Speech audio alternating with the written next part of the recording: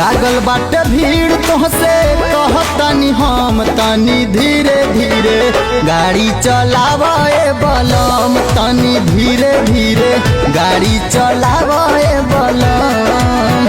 बड़ा भंगिया आइल भंगिया पिया राजा कम तनी धीरे धीरे गाड़ी चलावे बलम तनी धीरे धीरे गाड़ी चलावे बलम।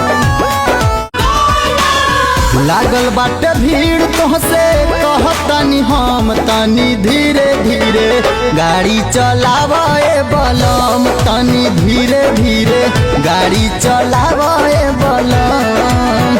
बड़ा भंगिया आइल भंगिया पिया राजा कम तनी धीरे धीरे गाड़ी चलावे बलम तनी धीरे धीरे गाड़ी